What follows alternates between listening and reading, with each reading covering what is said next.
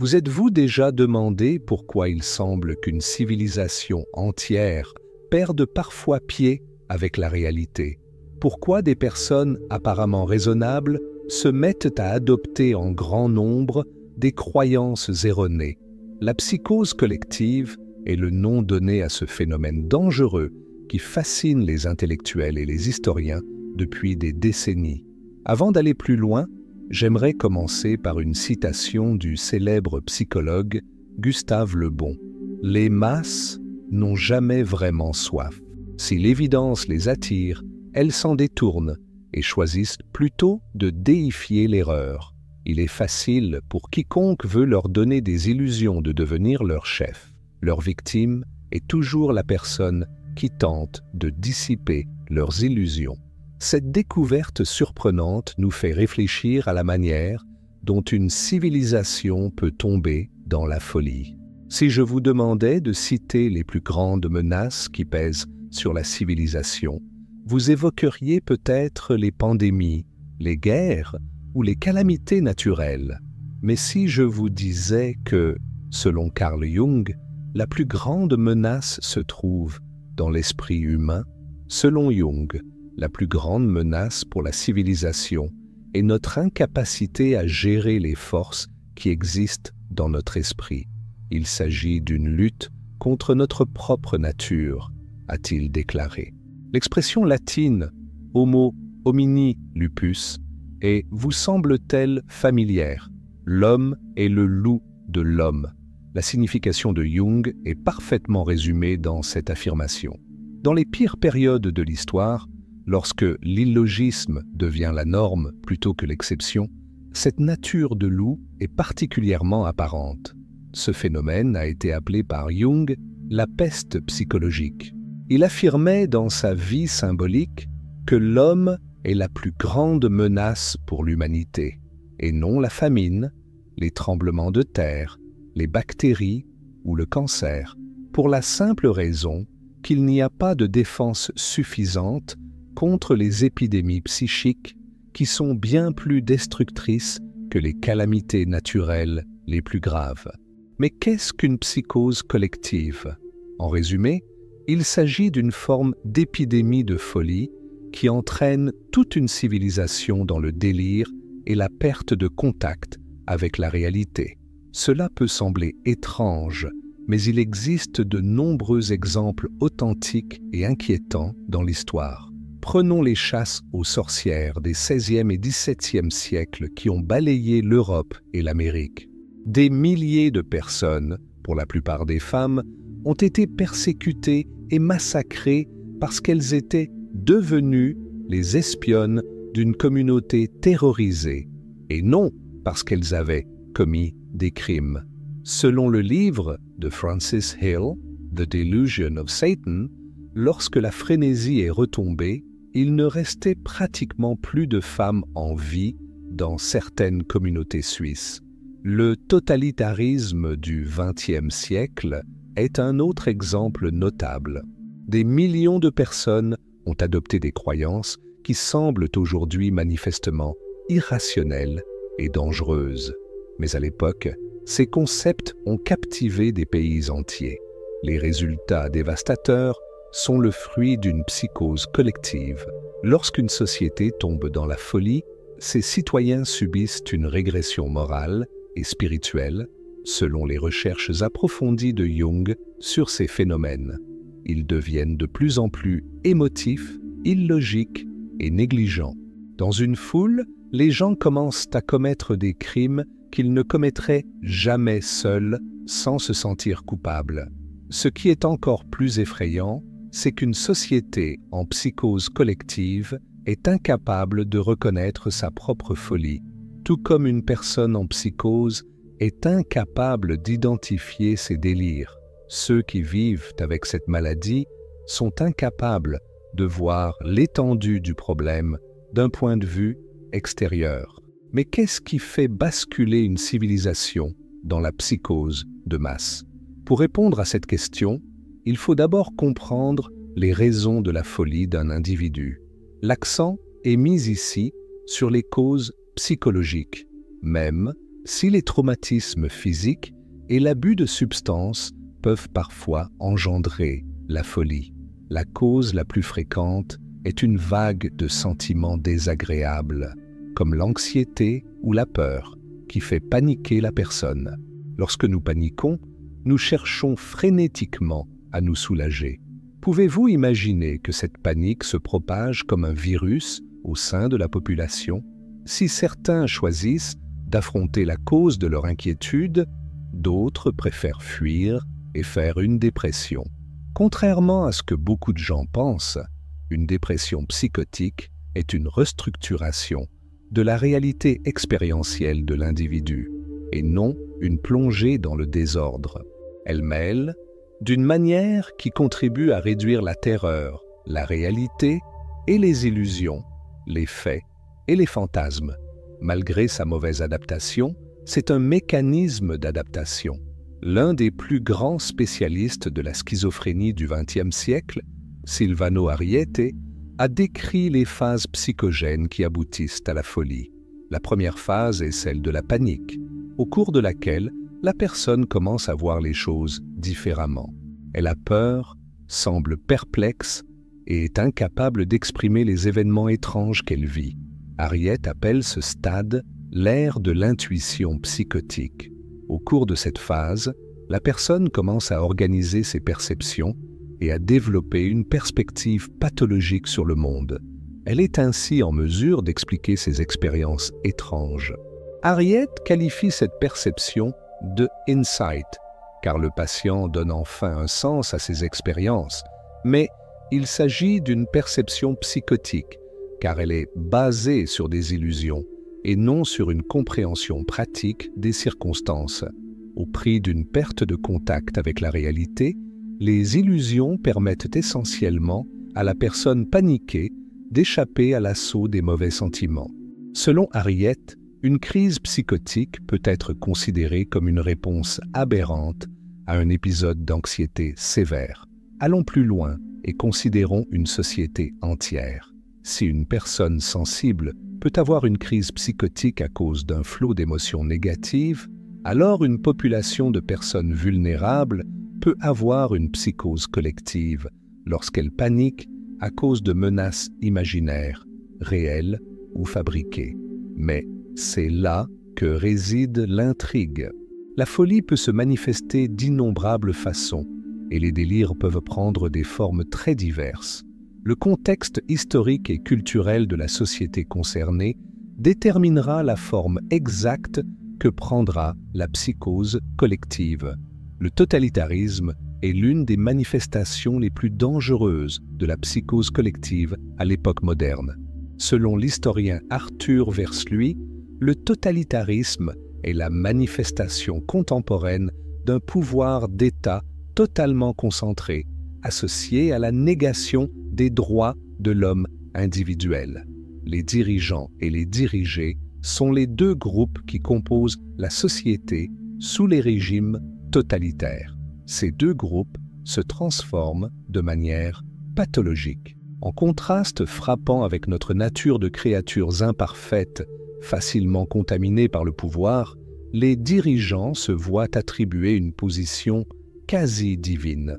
D'autre part, les masses sont reléguées à la dépendance de ces dirigeants pathologiques, devenant immatures et psychologiquement régressives. Il s'agit d'une tentative de changer la nature humaine elle-même, selon Hannah Arendt, l'une des plus grandes spécialistes du totalitarisme au XXe siècle. Cependant, ce changement transforme des esprits sains en esprits malades, au lieu d'aboutir à une utopie. Les illusions créent et soutiennent le changement social qui se produit sous la tyrannie. Dans son livre « Le viol de l'esprit », le psychiatre Juste Merleau affirme que le menticide ou le meurtre de l'esprit est une composante essentielle de l'efficacité du totalitarisme. Selon Merleau, le menticide est une technique systématique de manipulation psychologique qui oblitère la capacité des gens à penser de manière autonome, permettant ainsi à la classe dirigeante d'imprimer ses propres idées opportunistes dans l'esprit de ceux qu'elle veut exploiter et démolir. Il a précisé que cette stratégie implique l'utilisation de la désinformation et de la terreur sporadique pour contrôler la population. Examinons maintenant la progression de ce processus de menticide. Pour préparer la population à adhérer à de fausses idées, il commence par semer la peur, ce qui les plonge dans la panique. Une tactique particulièrement efficace est l'application de vagues de terreur. Selon cette approche, il y a des intervalles de silence et des périodes d'alarmisme extrême, mais chaque accalmie est suivie d'une phase de terreur encore plus intense, et ainsi de suite. Merleau décrit les effets psychologiques de chaque vague de terreur. Comme les gens sont encore marqués par l'expérience précédente, les effets sont plus faciles à produire après un répit qu'avant. Chaque nouvelle campagne de propagande a un impact psychologique plus important sur un public déjà vulnérable, à mesure que la moralité décline. La propagande est cruciale dans le processus de préparation d'une population au menticide, tandis que la peur fait de même. Les cerveaux des masses sont détruits lorsque la propagande est utilisée pour diffuser de fausses informations et favoriser les malentendus sur la nature du problème et la source du danger. Les gens sont incapables de penser de manière cohérente lorsqu'ils reçoivent des nouvelles contradictoires et des informations volontairement ambiguës. Comme l'a noté Merleau, la logique peut être contestée par la logique, mais l'illogisme déconcerte ceux qui veulent penser correctement. C'est pourquoi cette méthode fonctionne si bien. En plus d'immobiliser l'intellect logique, cette incompréhension intentionnelle rend la population plus dépendante des dirigeants qui prétendent tout savoir. En d'autres termes, la confusion rend la population plus vulnérable aux illusions de la tyrannie. Les totalitaires peuvent attaquer les gens avec un contre-argument logique à la première fausseté pendant qu'ils en cherchent encore un. La grande tromperie et la répétition de la stupidité ont plus d'attrait émotionnel que la logique et la raison. Les méthodes visant à influencer la société pour qu'elle soutienne la dictature n'ont jamais été aussi efficaces dans notre réalité contemporaine. La propagande et la terreur peuvent se répandre rapidement dans le monde entier grâce aux réseaux sociaux, aux algorithmes et aux technologies numériques. La vulnérabilité des personnes est accrue par leur dépendance à ces technologies et l'absence de temps pour l'introspection et la discussion. Avec ses propres mots, Merleau a bien résumé les dangers de cette modernité. La technologie moderne apprend à l'homme à donner ce que le monde qu'il observe mérite. Il ne prend pas le temps de l'introspection et du recueillement. Il est attiré par la technologie qui l'entraîne dans ses rouages et ses mouvements, sans lui laisser le temps de se détendre, de méditer, de s'introspecter ou de dialoguer. Les organes sensoriels sont constamment inondés d'informations. L'homme a perdu la capacité de s'interroger sur ce qui l'entoure. Il a des réponses toutes faites sur l'écran. Une autre tactique efficace est l'isolement social. Selon Arendt et Merleau, l'isolement est une composante essentielle du succès du totalitarisme. Une personne est beaucoup plus sujette au délire lorsqu'elle est seule et n'a pas d'interaction régulière avec ses amis, sa famille et ses collègues de travail, et ce, pour plusieurs raisons. Tout d'abord, le pouvoir correcteur des modèles positifs n'est plus disponible. Les stratagèmes de la classe dirigeante ne trompent pas tout le monde. Les personnes capables de voir clair dans la propagande peuvent aider les autres à échapper à l'assaut psychologique. Toutefois, l'impact de ces exemples positifs est considérablement réduit si l'isolement est imposé. Les êtres humains, comme beaucoup d'autres espèces, sont plus facilement conditionnés à de nouveaux modèles de pensée et de comportement lorsqu'ils sont séparés, ce qui est une autre raison pour laquelle l'isolement rend l'esprit plus efficace. Merleau explique cela par les recherches comportementales du physiologiste Ivan Pavlov. Une autre découverte importante de la théorie du conditionnement de Pavlov. Il serait plus facile de développer des réponses conditionnées dans un laboratoire calme, avec peu de stimuli distrayants. Tous les dresseurs d'animaux le savent par expérience. Pour domestiquer des animaux sauvages, il faut isoler les stimuli et les répéter avec patience. Les totalitaires ont suivi cette ligne de conduite, car ils ont compris que le fait de maintenir leurs victimes politiques isolées, seules, désorientées et frappées par des vagues de peur, les aiderait à se conditionner plus rapidement. Lorsqu'une population est attaquée par le menticide, elle devient sans défense et impuissante. Le bombardement constant de propagande transforme des esprits auparavant rationnels en un stade de force irrationnelle, avec le chaos à l'intérieur et à l'extérieur. Les futurs totalitaires peuvent alors franchir le pas décisif pour répondre au désir des masses de revenir à un environnement plus ordonné. Dans une société qui semble évoluer rapidement dans la direction opposée, ils peuvent offrir une issue, un retour à l'ordre. Mais tout cela a un coût. La classe dirigeante doit prendre le contrôle de tous les aspects de la vie et les masses doivent renoncer à leur liberté. Elles doivent devenir des sujets dociles et soumis et renoncer à leur capacité d'être indépendantes, autosuffisantes et responsables de leur propre vie. En d'autres termes, la population doit succomber aux illusions de la folie totalitaire. Merleau brosse un tableau dramatique de cette dégringolade. Les régimes totalitaires du XXe siècle sont un exemple d'une forme de folie collective. Dans un tel système, la décence humaine et le bon sens disparaissent progressivement ou brutalement. Tout ce qui existe, c'est un sentiment de peur généralisé et une projection de l'ennemi que l'on croit être parmi nous. Du fait que les pouvoirs en place incitent la société à se retourner contre elle-même, un monde totalitaire promet un ordre pathologique.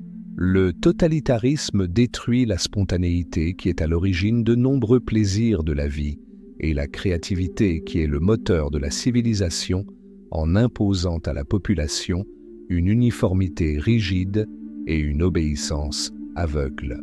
L'atrophie, la destruction et la mort massive résultent du contrôle total de ce type de gouvernement, quel que soit son nom, qui est dirigé par des politiciens, des scientifiques, des médecins, des bureaucrates ou des dictateurs.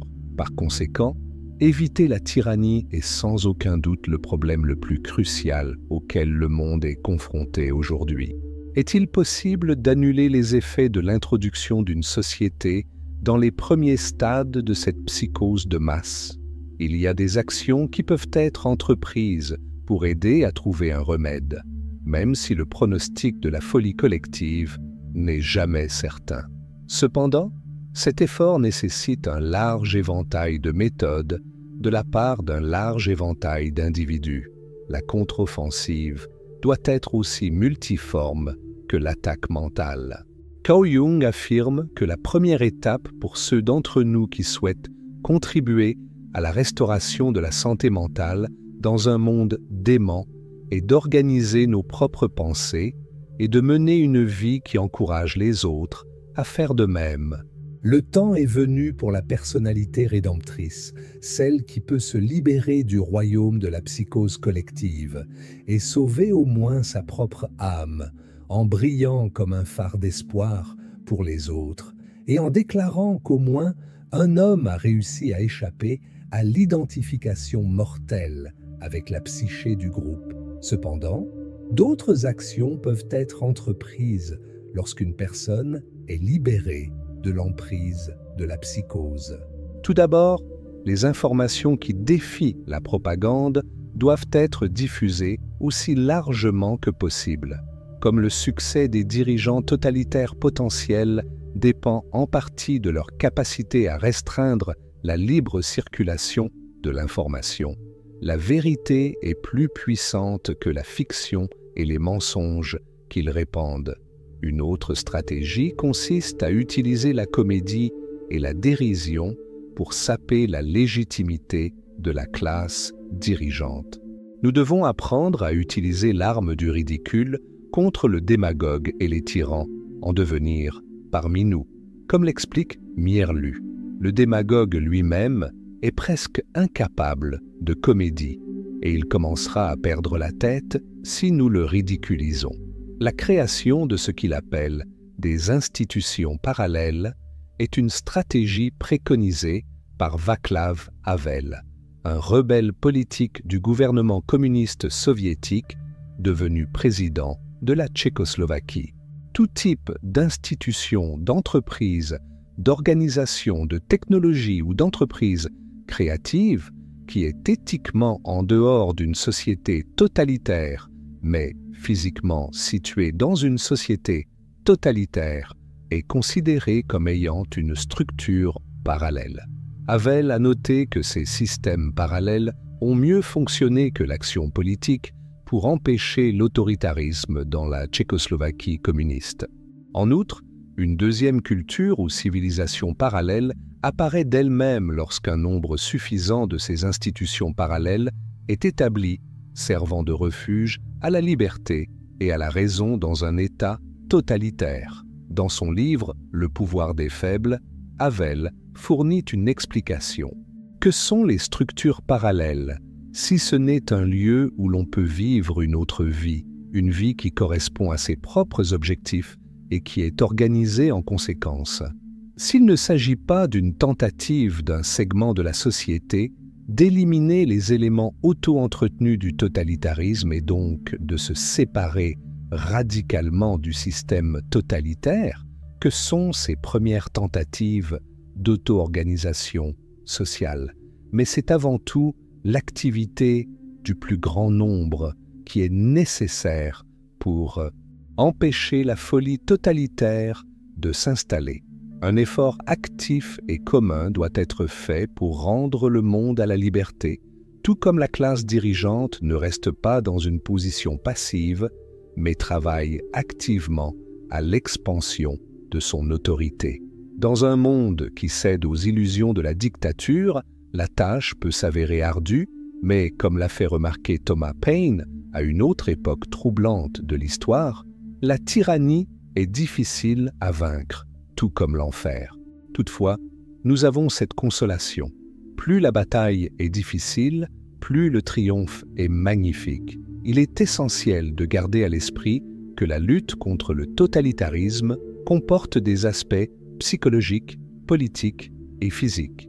Consciente de cela, la classe dirigeante met l'accent sur le contrôle de la narration et l'influence sur l'opinion publique.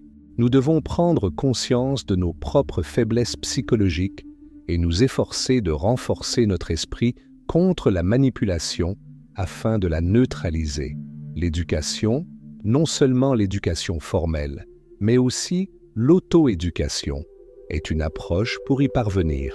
Nous devons aiguiser notre esprit critique, apprendre à remettre en question l'autorité et devenir habiles à repérer la manipulation et la propagande quand nous les voyons. Cela implique d'être conscient des sophismes logiques, d'avoir la capacité de vérifier les informations et de maintenir un degré sain de scepticisme sans être paranoïaque.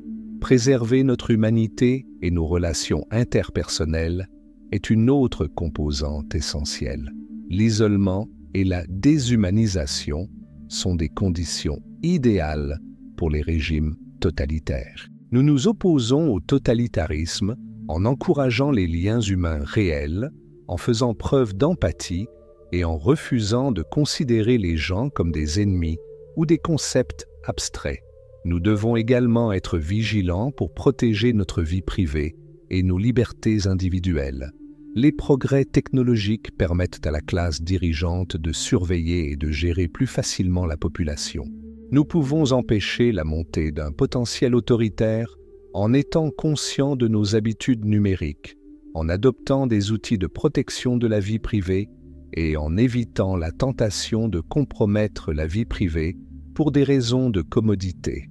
Il est également essentiel de soutenir et de défendre la liberté de la presse et d'expression. Lorsque le contrôle totalitaire s'installe, ce sont souvent les premières victimes.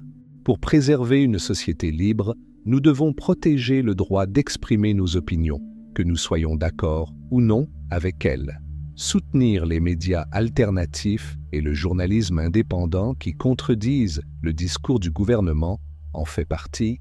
Nous devons également nous méfier de la montée de l'autoritarisme. Il est rare que le totalitarisme émerge soudainement. Il s'installe généralement petit à petit, chaque petit pas étant moins choquant que le précédent. Même lorsqu'ils sont présentés comme étant à notre avantage, nous devons être prêts à fixer des limites et à déclarer que nous ne tolérerons plus les violations de nos libertés. Il est important de noter que la culture et les arts sont importants dans ce conflit, parce que l'art a la capacité d'inspirer et d'unir les gens. Les gouvernements totalitaires veulent souvent le restreindre et étouffer la créativité. Nous pouvons contribuer à maintenir la flamme de la liberté, en particulier dans les moments difficiles, en produisant et en promouvant un art qui honore l'individualité, la liberté et la dignité humaine. En conclusion, l'un des conflits les plus importants de notre époque est la lutte contre la folie généralisée du totalitarisme. Il s'agit d'une guerre menée non seulement dans les rues ou dans les salles de pouvoir, mais aussi dans les cœurs et les pensées de chaque personne. Il y a de l'espoir tant qu'il y a des gens qui respectent la liberté, qui pensent de manière critique et qui conservent leur humanité face à des forces qui déshumanisent les autres. Le chemin n'est pas simple et le résultat n'est jamais garanti. La seule façon de vivre avec une société non libre, selon le philosophe Albert Camus, est d'atteindre une liberté totale en faisant de sa propre vie un acte de rébellion. Engageons-nous donc dans ce soulèvement de libération. Dans un monde qui devient de plus en plus fou, soyons le rayon de la raison. Comme toujours, c'est à chacun d'entre nous de prendre la décision. Allons-nous nous lever pour protéger la liberté et la dignité humaine, ou serons-nous victimes de la folie du totalitarisme? Si ce message a eu du sens pour vous et vous a touché d'une manière ou d'une autre, aimez-le, abonnez-vous et je vous demande d'envisager de soutenir la chaîne en contribuant avec un ou plusieurs bons YouTube, peu importe le montant. Vous nous aidez à maintenir et à développer cet échange d'idées afin que nous puissions atteindre encore plus de personnes.